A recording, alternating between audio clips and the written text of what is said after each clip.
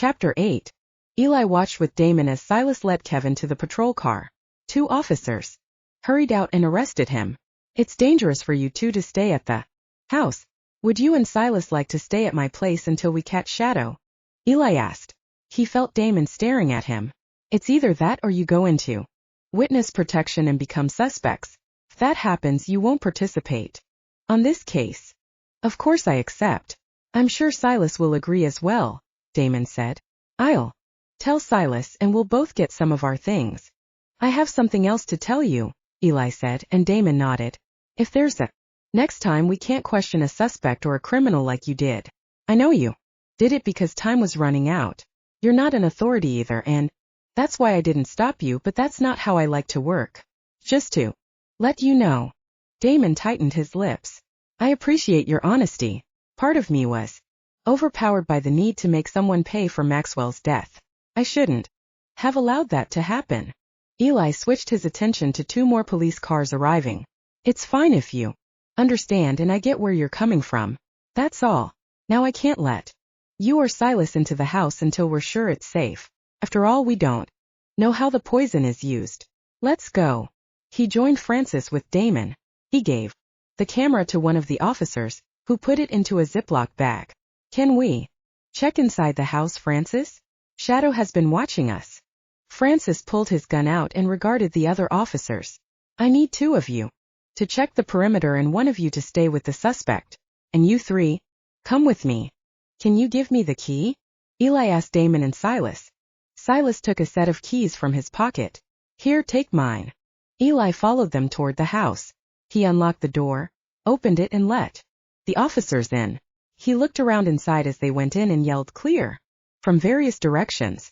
Eli accompanied 2 of them upstairs and turned to the right so he could check where the camera had been pointed at.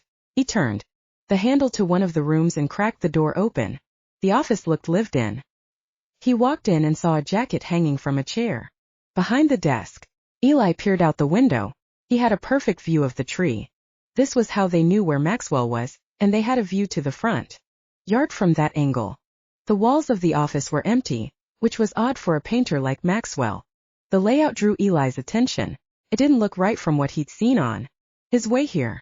He stepped out of the room and looked along the hallway. If he hadn't been looking for it, he wouldn't have noticed the difference.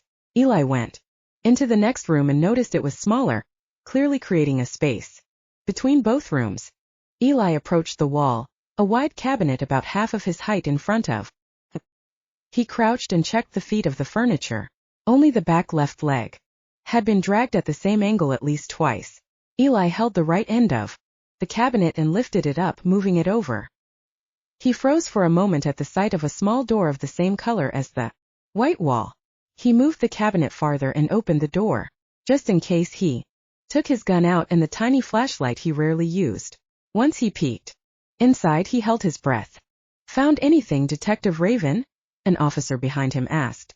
"Only found what we were looking for," Eli said without much thought, focused on what he was doing. He noticed the light switch to his right and turned the lights on before he crawled in. Eli's mouth fell open this time. The walls were filled with color, paintings covering every wall like a mosaic, including the ceiling. "Eli!" Damon called out and hurried inside. It got cramped, but they were too busy staring at this hidden treasure. "How have you never found this room?" Eli asked, still in awe. Damon took in his surroundings. "My family and I came to live with Maxwell at his request when we were younger so we could all be together, so the house already looked like this when we moved in." Eli was taken by surprise when Damon gave him a hug. Since he'd been so focused on his work, he didn't know what to do. "I'm so glad they couldn't find all this when they broke in," Damon said. Eli nodded and put his gun away. He just wanted to stand here and look at every detail. This compartment wouldn't be noticed unless you're looking for. If Maxwell's paintings were stolen, any hidden ones were either near him, for protection at all times, or far from this house. He went quiet as he looked around. Damon brought him back to reality with a kiss on his lips. "Thanks for finding them before the thieves did." Eli felt his face heating up, and he scooted away from Damon. "I'm still working," he said, and cleared his throat. This must be why they never found the rest of the paintings. They were too focused on Maxwell's office and who went in and out of the house to see that Maxwell was storing his work here all along. It most likely happened due to Shadow's insistence to buy them and to keep them safe. He wanted to keep his paintings safe at all costs, Damon said, a hint of sadness in his tone. What if all this was never found? Eli said quietly. Damon let out a sigh. I don't even want to think about it, he said. As much as I'd like to keep them, it's best if they're sent to a museum at least temporarily. I need to make this place safer first, and we still have to find Shadow. Eli nodded and crawled out. Francis and a few officers either were searching the room or looking out the window. Francis, can you contact a museum to get someone to pick Cadell's paintings up? He asked, and Francis gave that responsibility to one of the officers. Eli regarded the officers. To everyone present, don't tell anyone about this. There's someone going around killing people to get these paintings. Spread the word to keep quiet. I'll take care of that myself, Francis said. Since the house is secure, everyone check the perimeter of the house in case someone shows up. Francis's radio over his chest made unintelligible noises before a voice came through. Captain, we found a red car in the woods. Engine is still warm. We just confirmed it belongs to the suspect we arrested. Let's go, Francis told the other officers, and they left the room. Silas walked past them and stared at Eli and Damon when he saw the small door. What's going on? Go inside and see the remaining work of your great-grandfather, Eli said, with a smile. Silas rushed to the compartment and crawled in. What? He shouted and went silent, just like Eli and Damon had. Damon, I think it's time for you two to gather your things while we wait for them to come pick up the paintings, Eli said. I'll make it quick then, Damon said, and pecked Eli's lips before he went to call Silas over. We're leaving the house for a while, Silas. It's not safe to be here. Come on. Silas didn't want to leave the small room, so Damon continued. We're going to stay at Eli's place until this blows over, Silas said. Oh. He crawled back out. Thanks, Eli, and sorry for what I did. We'll talk more about it later. He and Damon made their way out. Eli nodded. It's fine. Take your time. I still have work to do here. He went back into the cubicle and took as many pictures for evidence as he needed. When satisfied with what he had, he switched the lights off on his way out. He closed the door and put the cabinet back. He wouldn't let anyone in unless he knew they were trustworthy. As time passed, Eli analyzed the pictures of each painting. There were 11 more large paintings and 12 smaller ones. Most of the smaller paintings dated back between the late 1920s up to the 70s. Damon had mentioned werewolves lived longer than usual, so it didn't surprise him the public had no idea the older ones existed. Most likely only werewolves would buy them. Damon popped into Eli's mind. If they were to get into a serious relationship, would that make too much of a difference? Dismissing the thought, he focused on work. Most of the paintings were clearly from Maxwell Cadell. Only 3 of them were abstract, but the bright color combinations and the signature remained. Damon and Silas joined him, both carrying their luggage. Again, I'm sorry for what I did, Silas said. Damon told me about how willing you are to help us. It's just that I saw the clock ticking with nothing happening and things got the better of me, but it won't happen again. The paintings can vanish from our radar at any moment. Like I said, it's fine, Eli said. Now we only have to wait for them to come get the artwork. As if he remembered something, Damon placed his backpack next to the traveling case. I can show you my paintings now since we're leaving soon. We don't know when we'll return. I don't mind waiting here. I'll let you know when someone arrives, Silas said. Thanks, Eli said. He followed Damon out of the room and across to the other side of the first floor. They reached the room at the end of the hallway to the right. Eli stared at all the paintings of different sizes as soon as Damon opened the door. They weren't like Maxwell Cadell's works. Damon's paintings were more abstract and had cooler tones, a few with a focus on either landscapes or people. Eli got closer to them. I don't know much about art. Can you tell if your art is good compared to others? I've sold a good number of them to people who had no idea I'm Maxwell Cadell's great-grandson. I'd say I can tell the difference because I was taught by him, Damon answered. Would you like to create one of your own? Eli stared at him and nodded without much thought. I can try. Sit here in front of the easel, Damon said. Eli hadn't properly drawn anything since he'd been a kid, but he was excited to give it a try. Part of him also desired to know more about how Damon's world worked. His own had always been focused on facts and not as much creativity could be applied. While setting everything up for Eli, Damon glanced at him. Do you have anything in mind? I think I'll go with whatever comes up, Eli answered. He removed his jacket and rolled up his sleeves. Can you help me with drawing a wide circle in the center with this color? His heart thumped when Damon got close to him and held his right hand with the paintbrush. He allowed Damon to lead his hand and watched as the navy blue paint smeared on the canvas. It was slow, but Damon had such control that it came out well on the first try. Is there anything complex you want help with? Damon asked, his face close to Eli's. Eli pondered for a moment. Maybe another circle within this one, he said, quieter than he'd intended. As Damon guided him again, Eli glanced at Damon. Damon's focused look was just like the one at the museum on the first time they met. Damon seemed much more relaxed this time and clearly more hopeful for the near future. His tense demeanor remained, but he no longer seemed in a hurry. Damon removing his clothes for him crossed his mind. He thought about Damon's positive change, yet also about what Damon would do to him in bed. Would he hold Eli with care or fuck him against a wall? Eli realized Damon was done and he snapped out of it. Sorry, I was thinking. About what? Damon asked and Eli shrugged.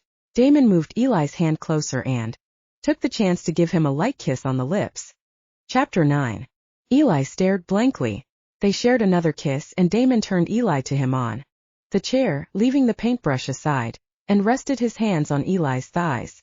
Eli locked his lips with Damon's. Damon put his thumb on Eli's chin slowly, parting his lips. They deepened the kiss, their tongues entwining and swirling against each other. After a moment of kissing, Eli pulled away and tightened his lips. Do you regret it? Damon asked and Eli shook his head. Damon got a chair from the desk near the window and took a seat next to Eli. For the remaining time he watched and helped Eli complete the painting. Before they knew it, it was done. Eli looked at his work with satisfaction. Do you want to keep it? It's yours. I only helped, Damon said with a chuckle. Eli offered Damon a nod. I can hang it on a wall at my apartment then. For now it can stay here since it has to dry. Maybe one of these days you can see it on display. Damon smiled. I'll take you up on your offer then.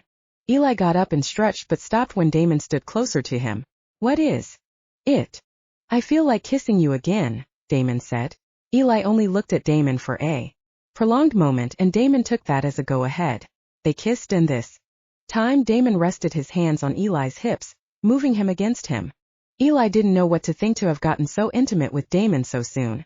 All he knew was that he had a connection with Damon that he desired to deepen. A knock on the door drew their attention. 3 people in a van just got here. I think only one of them is an expert, Silas said from the other side of the door. I'll talk to them first. We have to make sure, Eli said. He took one last look at his painting. He didn't know exactly what would happen between him and Damon or how long it would last, but he didn't mind getting to know him better. They would probably get into a relationship and he could tell Damon desired the same. It was a tad awkward since they'd started on the wrong foot. Damon had been making the effort to turn that around by how careful he'd become. Part of him didn't feel as if he talked to someone he'd met only a few days ago. Damon made him comfortable. With Maxwell's artwork safely sent to a museum for storage, a patrol car accompanying the van, Eli waited outside. Damon and Silas had to make the last preparations to leave indefinitely. The expert had been known for her work. Francis himself had told Eli she'd been appointed to keep an eye for whenever Maxwell's work could pop up. Before leaving, Francis had offered Damon and Silas a safe place to stay until everything would blow over, but they told him they were set. Only Francis knew who they really were. Him not knowing could become a risk for them. Francis would know what to look for if they were ever targeted. Damon locked the front door. Everything is locked properly, and the alarm is on, Damon said. Maxwell installed it after Shadow kept bothering him. Didn't make much of a difference since Maxwell had to deal with someone alone before the robbery. I'll set up surveillance soon. Eli got in his car while Damon got into his. Silas headed over to his own They drove behind him away from the property. He could only imagine how they felt about leaving their home behind. If it were him, he would have installed surveillance immediately. He figured it had been because at any moment they could turn into werewolves. Most likely enough people knew about them and feared them, so no one had bothered them. They parked behind Eli's apartment, and Eli helped them carry their things up to the 5th floor. With everything finally in the apartment by the door, Eli showed them around. Since I live alone, there's only one guest bedroom. You can either share it or one of you can sleep on the couch. Silas let out a laugh. Damon can sleep in the same room as you, right? He joked, and Eli was too surprised to react. It's not that hard to notice. Damon has been unknowingly releasing pheromones around you. It happens whenever a werewolf is attracted to someone, but it can only be released in werewolf form. Still lingers. That's why. Eli shook away the embarrassment. There's more to do than to talk about that. He opened the door to the left of the front door. This is the bathroom, as you can see. Over here along the hallway and to the left again is the kitchen. To the right are the 2 bedrooms, and the living room is at the end. Make yourselves at home and pick wherever you want to settle in. It's small, but it's quite nice. Very modern, I'd say, Silas mumbled as he looked around. Glad you like it. I'm going out to the coroner's office in a bit to check Maxwell Cadell's autopsy report. You can't come with me, so you might as well get organized, Eli said. I have to take our food to the kitchen right now, especially whatever needs to stay in the fridge, Silas said, and got the bags that sat near the front door. I don't mind sleeping on the couch. I wouldn't make my younger brother do that, Damon said. Eli led Damon to the living room and pulled the couch open into a bed. Well, it's not the most comfortable thing in the world, but I slept on it when I first moved in. My bed hadn't arrived yet. It gets the job done, I guess. Damon sat on it. Seems fine to me. He held Eli's hand and pulled him closer. All Eli could do was put his hands on Damon's broad shoulders. Damon wrapped his arms around Eli's waist into a comfortable hug. Eli glanced over as Silas went back and forth from the kitchen, not caring for what they were doing. He slowly slid his hands over and embraced Damon in return. He felt a tad awkward since he was still getting to know Damon. Silas was right there, but he enjoyed this warm moment with Damon. Damon looked up and they shared a light kiss. After another kiss, Damon pressed feathered pecks on Eli's neck. Eli tilted his head a tad. He let out a quiet moan when Damon roamed his hand into his shirt, along his side. Damon, stop. He moved Eli backward and stood. I have to give Silas a hand. You're going out, right? Yeah, Eli uttered and cleared his throat. He made his way to the door. I'll be back in about 2 or 3 hours with dinner for the 3 of us. Later, Silas said aloud from the kitchen. See you soon, Damon added from the living room, giving Eli a brief wave of his hand. Eli left the apartment and closed the door behind him, his heart pounding. The more time he spent with Damon, the closer they became. He wondered what would happen if Silas hadn't been there. He got into his car and drove over to the coroner's office. During the drive, he allowed himself to think of Damon. Upon arriving, Eli saw another detective as soon as he opened the door. Melissa Bardot, a middle-aged woman with shoulder-length brown hair and dark eyes. She always had her hair tied into a ponytail whenever she was on duty. Hey, how have you been?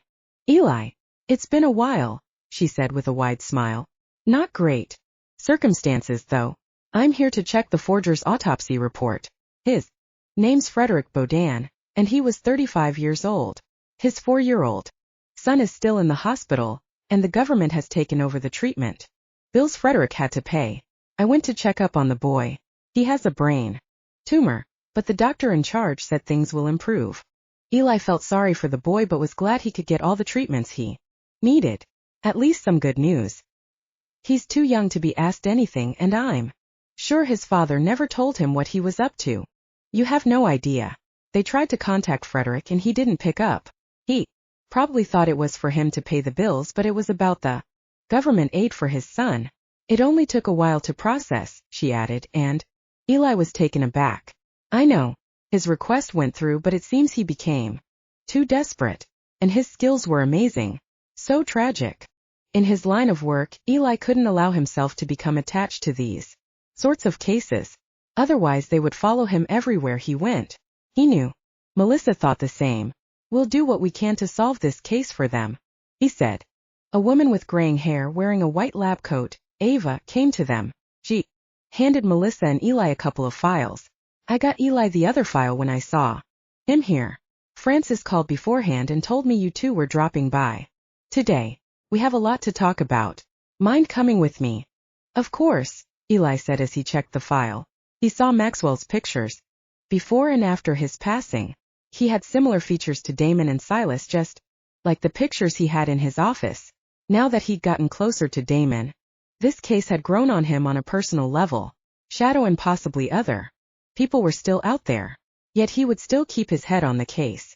They walked into the room with 3 bodies next to one another.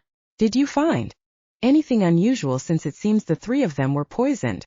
Melissa asked.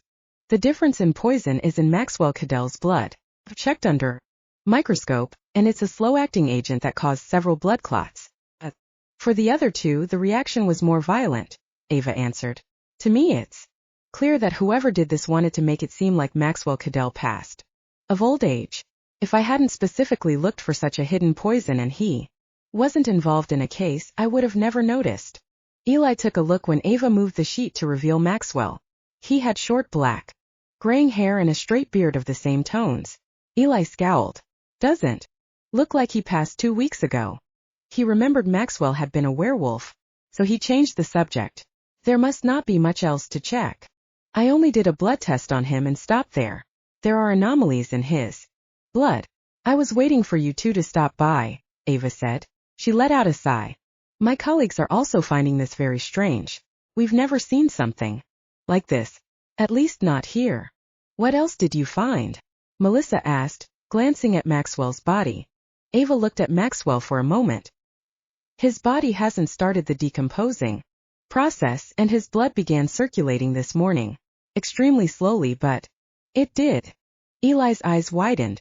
When was the last time you checked him? He pressed 2 of his fingers to Maxwell's neck but couldn't feel anything. This morning to study his blood, Ava answered. Her expression grew worried. I couldn't bring myself to do the autopsy. He seems alive. Eli leaned closer to Maxwell, hesitating for a second. He joined his hands behind his back with the files and slowly got his ear near Maxwell's chest. A very quiet thump made Eli's heart pound. Wait, I think I heard something. Melissa slapped his back. Stop, it's freaking me out. You're just joking, right? He can't come back from the dead after 2 weeks. I'm serious, Eli said and touched Maxwell's cold chest with his ear this time. I hear it. Ava pressed 2 of her fingers to Maxwell's neck for a moment. She quickly moved away and took a few steps back, growing pale. This is gradual. His condition keeps changing. I can't believe I was going to open him up.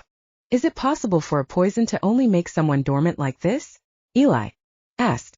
Maxwell's heart only beat every handful of seconds, so slow that anyone could mistake him as dead. Now Eli had to find an excuse. They couldn't know. Maxwell was a werewolf. Keep all this to yourselves. If he recovers, you'll have to ask him for permission to tell others about him.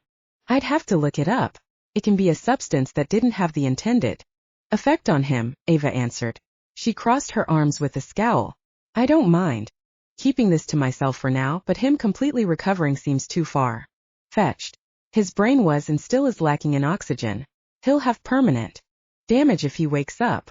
Eli touched Maxwell's chest with the back of his hand. He's slightly warm. Now, wait, what are we doing? Melissa, call an ambulance. He took his cell phone and paced out of the room as he called Damon. As soon as Damon answered, Eli blurted out, I think Maxwell is still alive. Damon fell silent for a moment. What? I mean, technically he's alive. I just checked and his heart is beating slowly and he's getting warm, Eli said.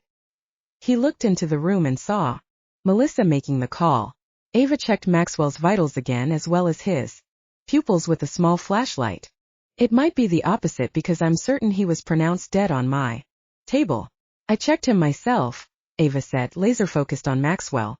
Maybe his body has been rejecting the poison while in a coma-like state. But the issue is that he hasn't been in care for almost 2 weeks. No food and no water. Eli heard noises from the other end of the line. He heard Damon telling Silas.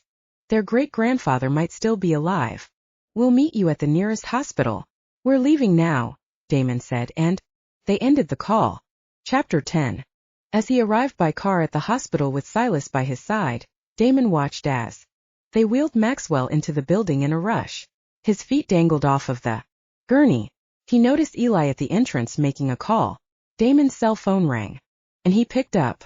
Are you almost here? Eli asked as he looked around. I know this is important, but you might have to ask Maxwell a few questions if you can. We don't find answers soon, the same might happen to someone else. Passing the gate right now. We'll talk in a minute, Damon answered, and they ended the call. His heart pounded with expectation. Damon parked his car nearby, and Silas got out of the car first. He hurried to the entrance of the hospital, and Damon joined him right after. How is he? Damon asked. I can't tell, but he seemed to be improving, Eli said as he accompanied them to the front desk. He had to wait for them to fill out the form. They were told to go to the waiting room, and Eli sat next to Damon. I almost freaked out when I noticed Maxwell is still alive. Now I just want to know if he's getting better. Maxwell was confirmed dead after all. Damon leaned closer. I'm hoping the doctor who tends for him is a werewolf as well, he said. Werewolves have the vast majority of human traits, but depending on the werewolf, some have regenerative abilities that will protect the body as much as possible. Thanks for spotting it so Maxwell can get the help he needs. Eli nodded with a slight smile. Only a strike of luck. Ava was going to perform the autopsy tomorrow. Since Maxwell's body remained the same, she was pondering and waiting for someone else to confirm it. He turned a tad toward Damon, who tilted his head. If Maxwell recovers, his work will no longer be expensive because there's not limited supply anymore, right?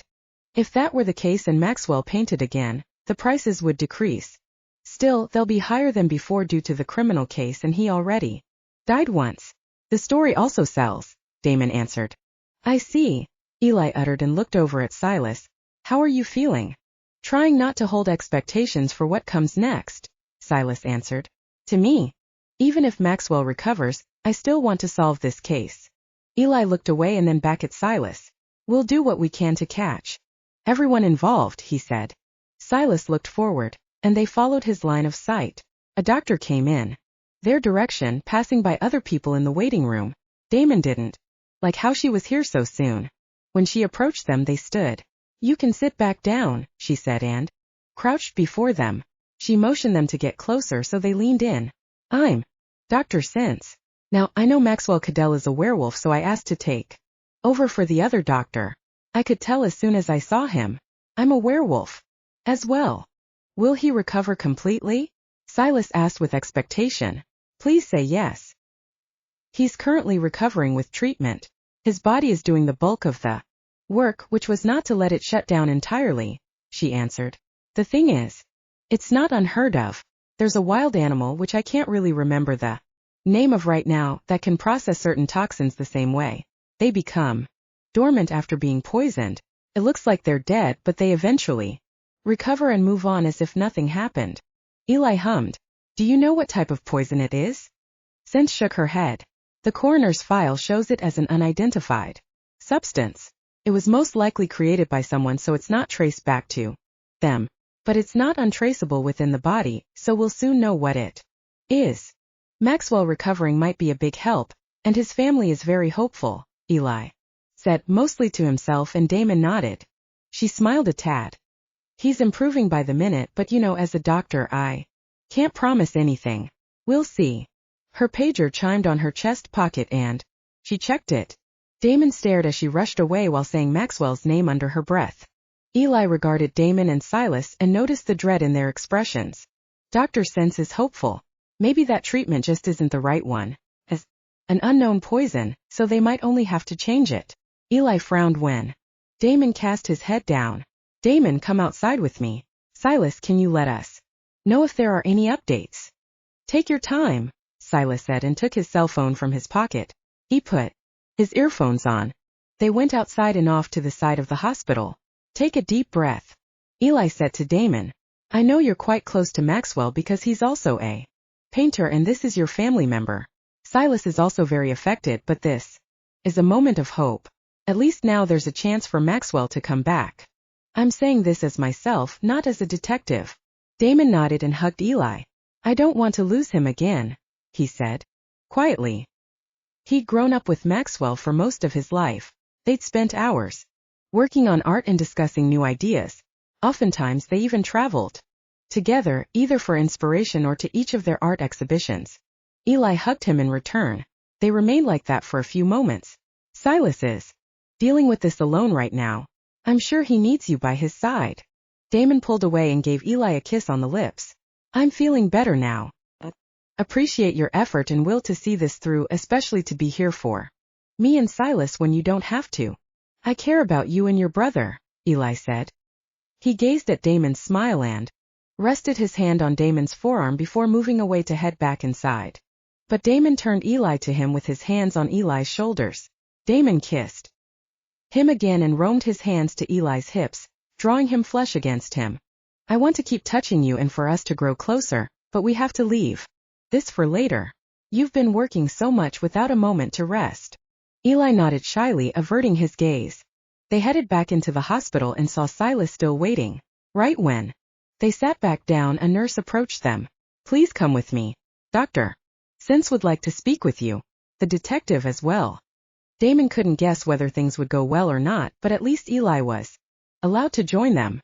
They reached the door of the emergency room. Dr. Sims stepped out of the sterilization room to the right. Good news? Damon asked. Don't be alarmed, Sims said. At this point only Maxwell can help himself. Why? Is he better? Damon asked. Sims offered them a slight smile like before. Well, yes and no. It's too risky to attempt to treat poisoning we don't know. It's a shot in the dark. We can't use the treatment for other kinds of poison because it can have adverse effects, she said. I already told the staff involved not to tell anyone who's in that room.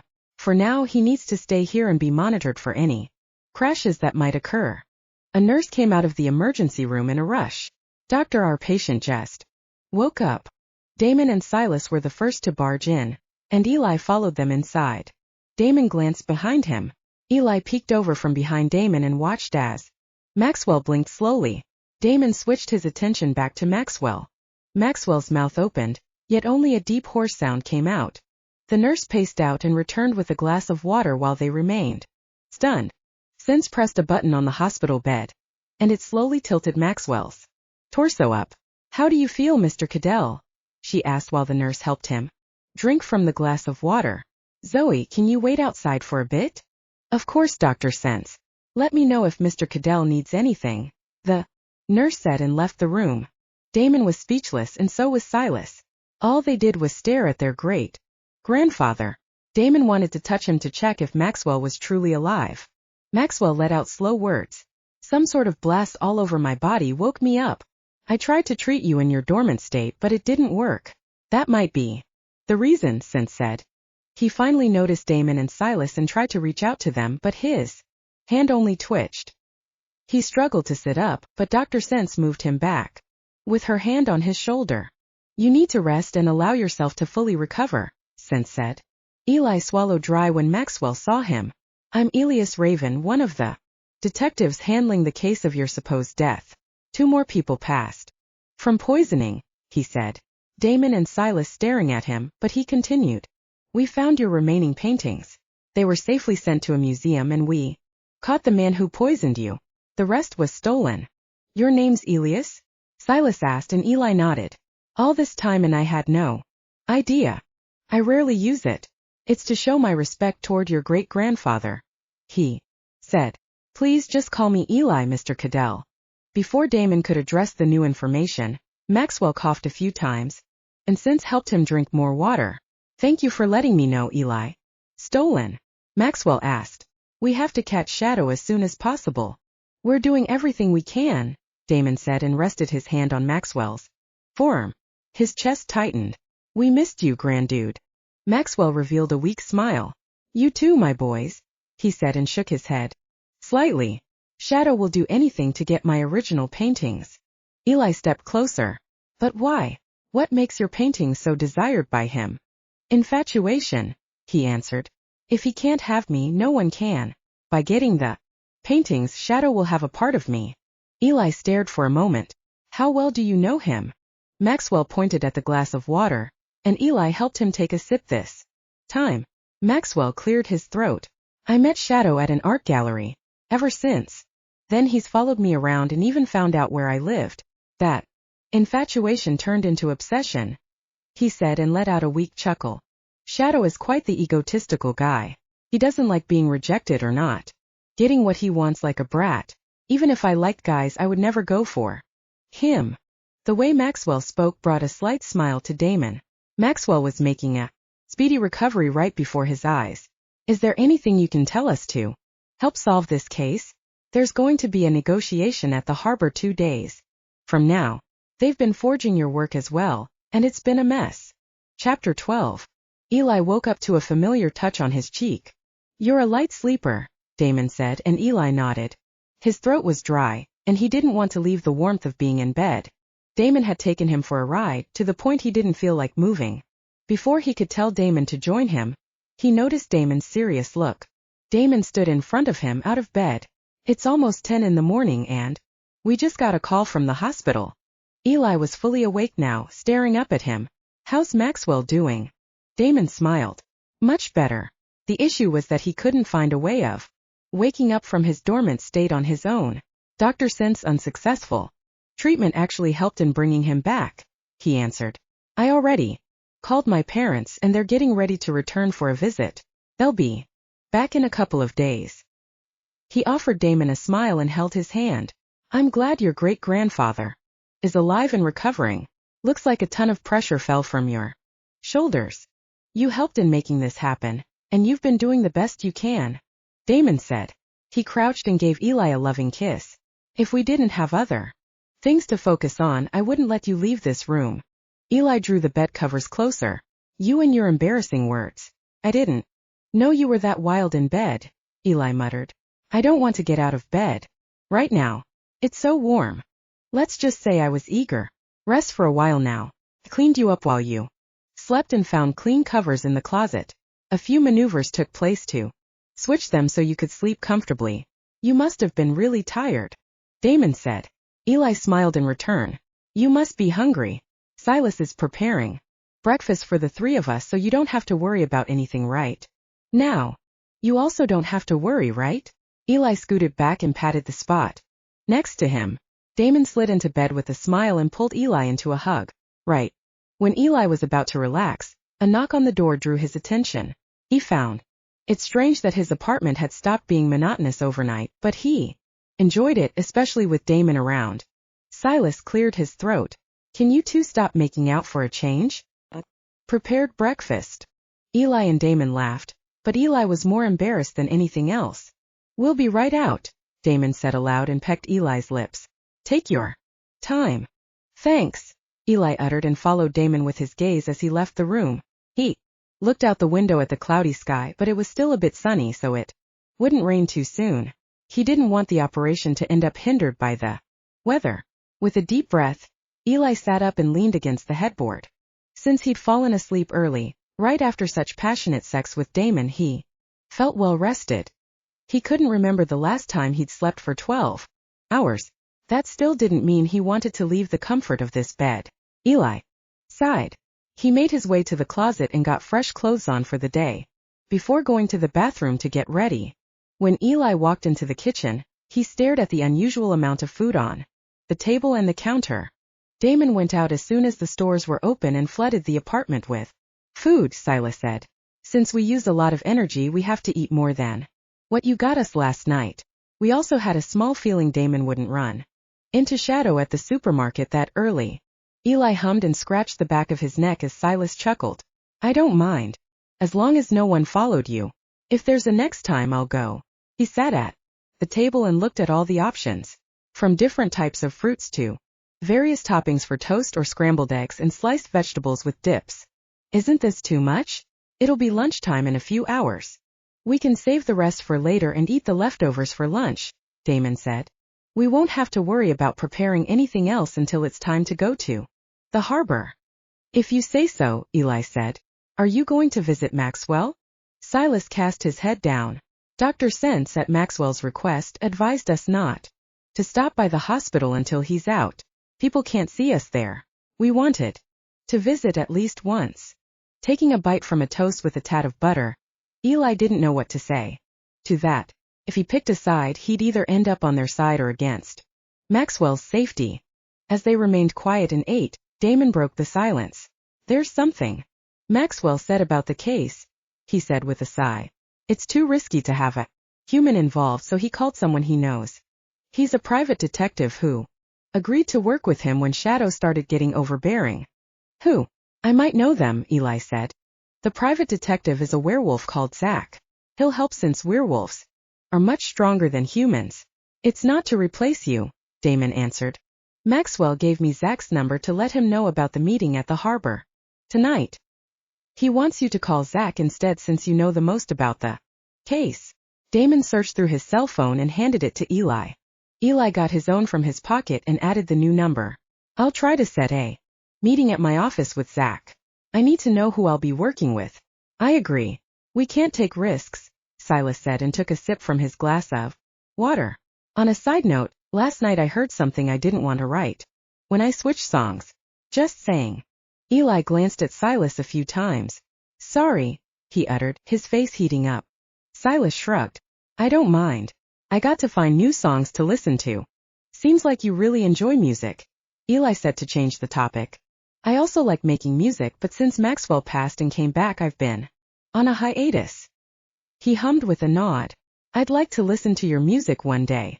He still couldn't quite maintain a normal conversation with Silas, but it was better than nothing. Eli could never create that close of a connection with people deeply involved in the arts. Even his parents would sometimes reach conclusions he'd never come up with every now and then, completely away from the issue at hand.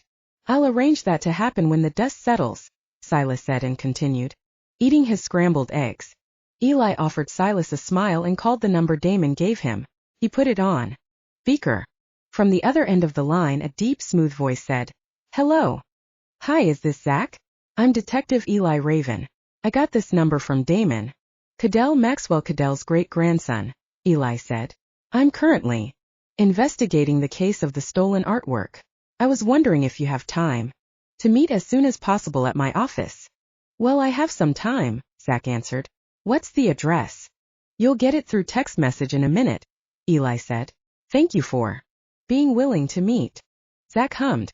Sure, no problem, he said before they ended the call. Eli sent the address and added, around how long will it take you to get there? Zach responded that he was at his own office and it would take him 20 minutes. Eli replied with, I'll be there soon and finished eating. I have to leave in 10 minutes, he said to Damon and Silas. Be careful, Damon said. We won't know if Zach is on Shadow's side. Only my great-grandfather knew him, so we shouldn't trust easily, even if he'd be a great asset for the case. Whatever he tells you, Silas and I will confirm with you later whether it might be true or not. That's mainly why I want to speak with him first, Eli said. I'll analyze that man to the best of my abilities. We wouldn't want one more variable to get in the way of us solving this case. After the late breakfast, Eli went to his bedroom and got a jacket. He gathered his wallet and keys and made his way to the exit. Damon peeked into Eli's room and put his hand on the doorframe, leaning down. Eli came to stop. They shared a deep kiss and Damon caressed Eli's cheek. Call me if anything comes up, Damon said.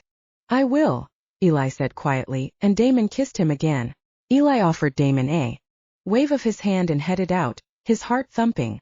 He needed to focus on the case. Upon arriving at his office, Eli hung his jacket on the back of his desk chair and turned his laptop on. Zach would drop by at any moment.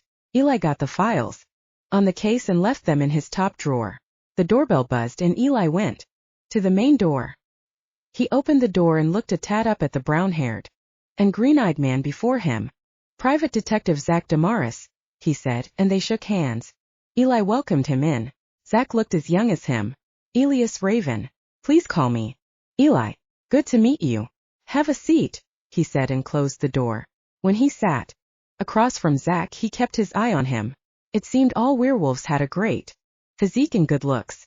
For a second he thought he should have locked the drawer with the files.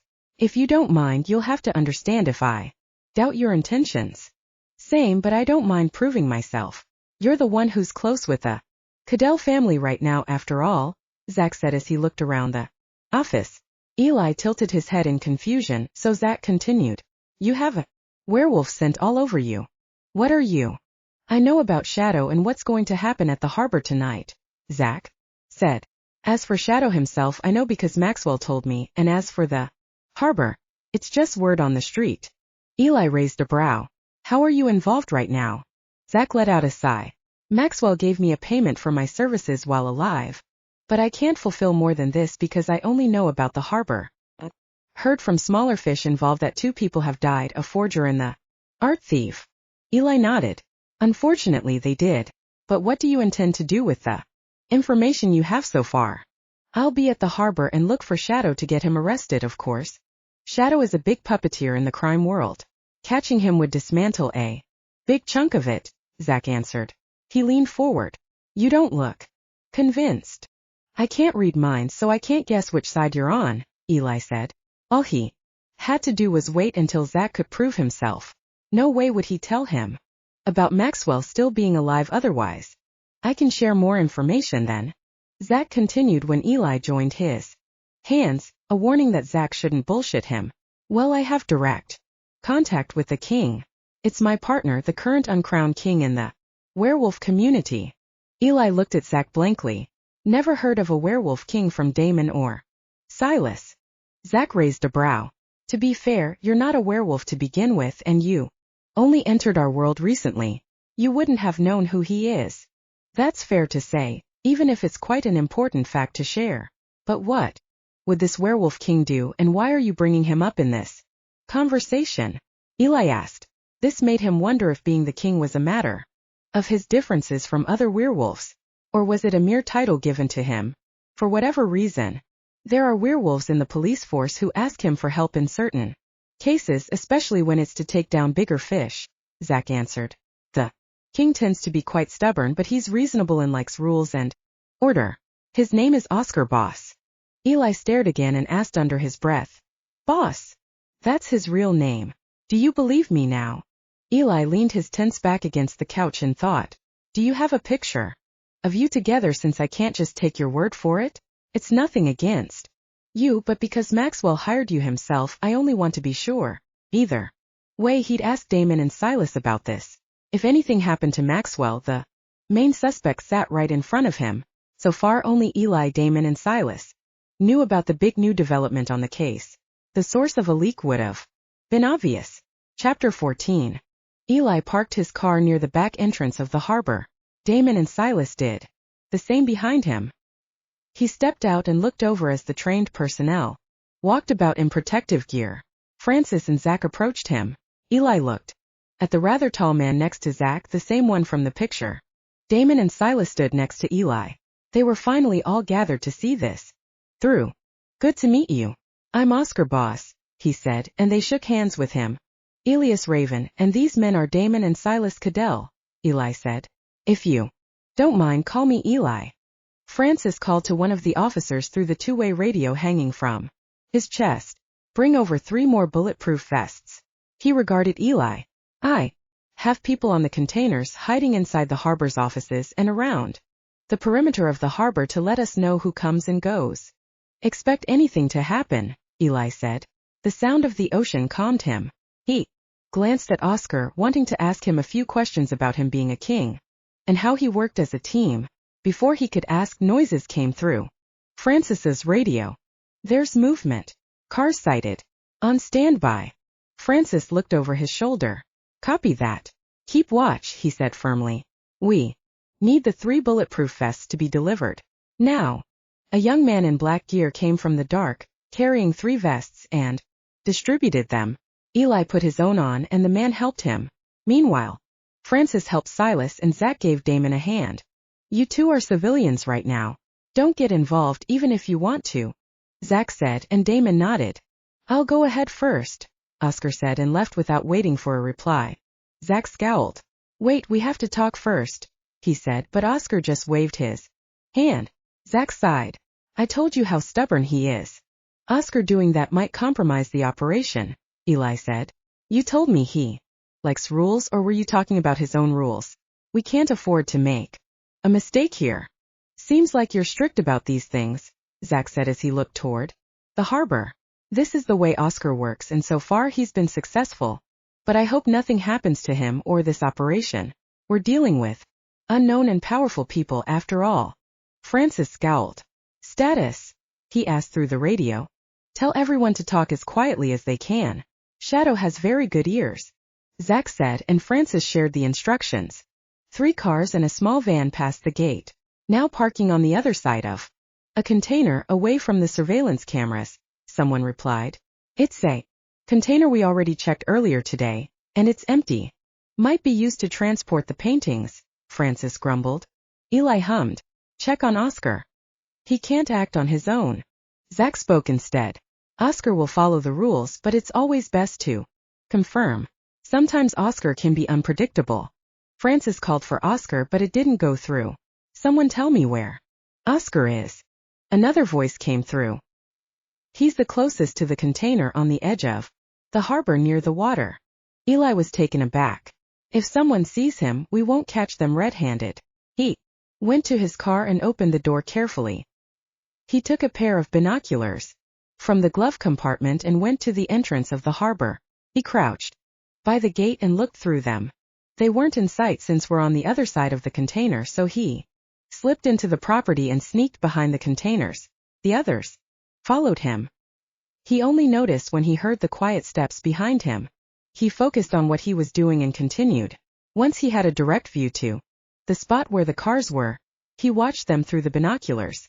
A man with a strong build in a suit with short black hair stepped out of the car with tinted windows.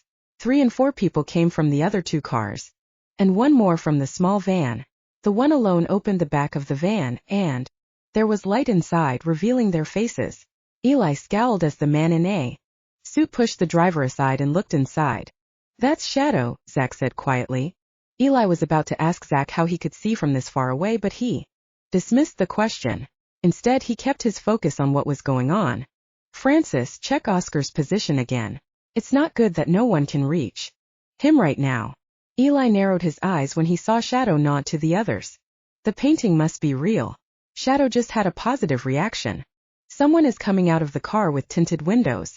They're carrying a duffel bag, someone said through the radio. Eli watched the same happening with the people from the other 2 cars. They're having an auction right now, he whispered.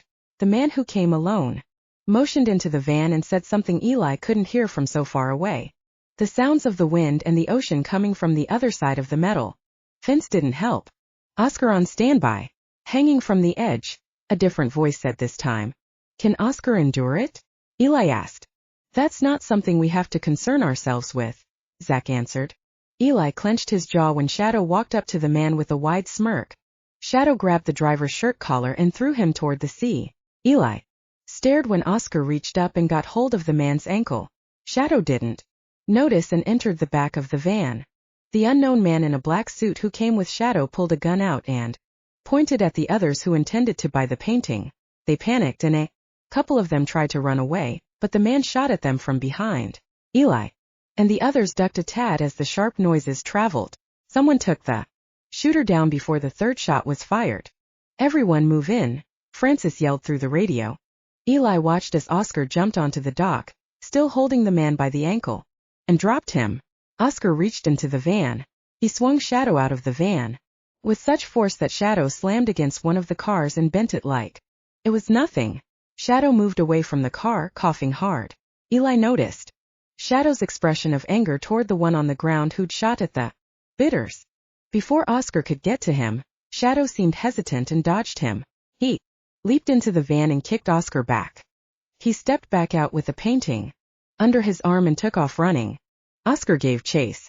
I have to go, Zach said, and was already gone when Eli looked over his shoulder. Eli made his way back to the exit while Francis checked Oscar's and Shadow's locations. He dropped the binoculars at the sight of 2 werewolves. They came his way at high speed on 2 large paws, causing loud thuds on the ground. He got his gun, but it was too late. Shadow shoved Eli forward and jumped over him. Eli's heart sank as he flew off somewhere, his chest hurting from the sudden hit. Oscar grabbed Eli midair and continued on his way. Eli struggled to breathe as he heard Damon and Silas calling out to him. He clenched the handle of his gun, surprised he'd tensed enough to keep it in his hand, and pointed it. Shadow's legs. He didn't want to let him escape, especially after all he'd done to Damon's family and others. Eli pulled the trigger but missed. The dizziness from the push didn't help, and the speed they were going in numbed his hand from the cold. He shot again, and the bullet bolted through Shadow's calf. Shadow growled out, yet he didn't waver. "You're slowing me down, but I can't drop you right now," Oscar said in frustration. Zack joined them with wide leap over the containers. He propelled himself downward with his feet on the edge. He pulled the painting from under Shadow's arm before tackling him. Zack hit his side on one of the containers with the painting away from it so it wouldn't break. Oscar let out a loud growl as he ran past Zack, glancing at him apologetically. Shadow stumbled and jumped onto another container. Oscar followed him with Eli. Eli stared when Shadow leaped onto a speedboat that was already far ahead. He could do nothing but watch. Shadow landed on it badly, almost falling off, but the driver remained unfazed as they took Shadow away from the harbor. Oscar came to a stop and called for the harbor patrols. Several lights pointed at the speedboat as they chased it.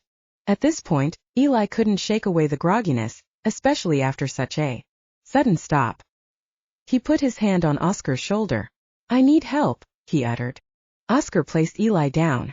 "We need ambulances for 2 people," he said into his radio. "How are you feeling, Detective?" Eli rested his hand on a container for support. To himself, Damon and Silas rushed over. Damon held Eli's upper arm. "I saw everything happening. I couldn't shift into a werewolf to keep up because Francis was right there and Oscar was already helping," he said and picked Eli up carefully. "Silas and I had to distract everyone from seeing them. I wish I could have done more." "I'm glad you didn't get involved," Eli said. He touched his chest over the bulletproof vest. It was the right choice to distract the others. That helped Oscar and Zack do what they needed to do. "Zack is okay, by the way," Silas said. "In a bad shape but still okay. No need for alarm." Eli looked over at the ocean. They were still trying to catch up to Shadow. "Now we have to wait and see if they can get to Shadow. At least we got one of the stolen paintings. And Shadow didn't take his money, so there's a possibility we can trace it back to him," Eli said. His chest began to hurt. "The bidders involved will have to be interrogated, and hopefully whoever was shot didn't die." 2 ambulances arrived right when Francis met with them, and Damon carried Eli to one of them. "Are you feeling okay?" Damon asked. "Could be better. Hurts to breathe," Eli said. He felt his condition worsening. By the moment, the pain increased and he felt faint. "I'm sorry. I'll check how Zack is doing," Oscar said and left in a hurry. The paramedics took Eli into the ambulance on the gurney, and he squinted at the bright lights. They kept asking questions about him and Eli tried his best to answer. "My chest," he told the man and the woman surrounding him. They were already working on him, checking his vitals, his neck for any injuries, and removing the bulletproof vest with care. Damon waited outside. "I'll be right here," he said and regarded the paramedics. Someone pushed him. "Now it hurts him to breathe," Silas hummed. "Oscar carried Eli around like that and probably did more harm than good. Oscar must not be used to dealing with humans." Eli's consciousness slipped away. Before he knew it, he was on a hospital bed. The scent of sterilization surrounded him in the room with medical equipment, and the quietness was odd. There'd been deafening gunshots and the sounds of the ocean. A doctor entered the room and closed the sliding door behind him. "I'm Dr. Martin. You're going to be okay, but you have a fractured sternum as well as 2 fractured ribs," he said as he checked the X-ray scans. "I prescribed you painkillers and you have to rest. Let the body heal itself for the next month or 2. Also use some ice gently to decrease any swelling. You'll have to take a break from work. You're lucky something worse didn't happen because the bulletproof vest helped." Eli nodded to the doctor. "It no longer hurt, so they must have helped with that. You still have to stay for a few more minutes, so we're sure you're okay to go home," Dr. Martin continued. "I advise you to rest as much as you can. You're going to feel some pain from breathing or coughing, but it's not serious. Return soon so we can take another X-ray and see how the healing process is going. Thank you, Eli uttered. Do you have any questions for me? The doctor asked, and Eli shook his head. All right then. A nurse will come here to let you know you can leave. Don't forget to set up an appointment at the front desk. Within 20 minutes, Eli could finally leave. He made his way to the exit of the hospital, a nurse accompanying him. Take it easy. We hope you have a quick recovery, the nurse said with a smile. Come back if you need anything. Eli offered her a smile in return and a wave of his hand as she left. He spotted Damon and Silas standing near the front desk. They came to him as soon as they saw him. I'm fine, but I really need to rest. I have 2 fractured ribs and sternum, but the bulletproof vest protected me. Damon held Eli's hand. The doctor told us you can't work for a while. Eli noticed Dr. Sense from the corner of his eye as she approached them. Good evening, doctor, he said with a slight smile. Evening. I'm hoping for your fast recovery, she said and rested her hand on Eli's shoulder. Maxwell will keep Zach Damaris on the case while you're away. He sends his thanks for your resilience and dedication to solve this case, but it's time for you to get some rest. He also wants Damon and Silas to take care of you in the meantime. Eli nodded. He couldn't tell any of them how disappointed he was with himself. He should have noticed them coming, and he'd gotten in Oscar's way. He had shot Shadow's leg, but it hadn't made a difference. He shook the thought away. I did what I could, he said firmly. You're absolutely right. You held your own among werewolves. It's not easy, Silas said, and Damon nodded. They said their goodbyes to Dr. Sense. Eli set an appointment and got confirmation at the front desk that he could leave, and they went to Eli's car. At his slow pace, Damon helped Eli onto the back seat. Silas, drive us back. I'll go with Eli. I'm up for the job, Silas said, and they headed back to Eli's apartment. Eli reached into his pocket for his cell phone. He called Zach. Are you badly hurt? That impact could have broken any human to pieces, he asked Zach. I'm at home right now. I'll feel better in no time, Zach said from the other. And you? I have to take a break from the case, but I'll be fine, Eli answered. He heard Oscar in the background saying he was sorry. The one who should be sorry is me because I got in Oscar's way. Zach chuckled. These things happen. We're dealing with an organized criminal. After all, speaking of him, we have bad news. Shadow escaped. Eli sighed, the motion hurting him, but he didn't show it. Damon already looked worried enough.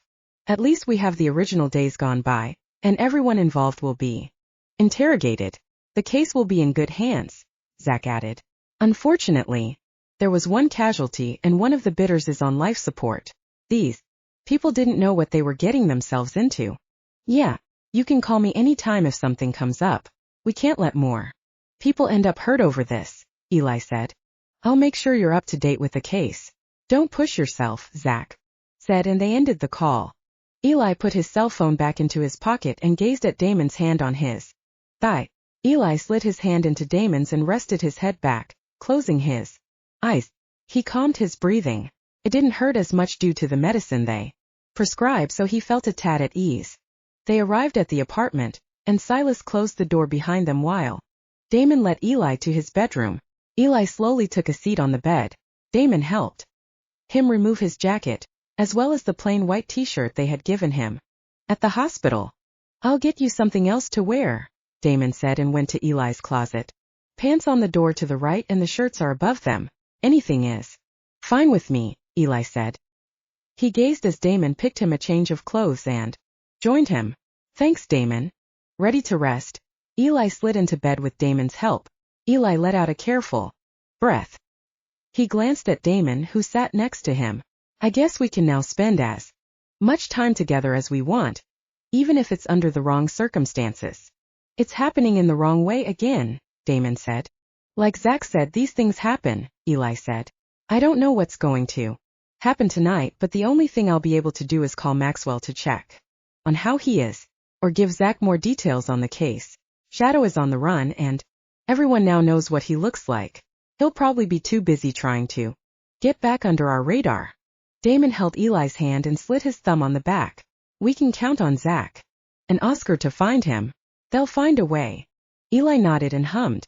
Something tells me Shadow was fearful of what Oscar would do if he caught him. If only I hadn't gotten in the way. But what's done is done.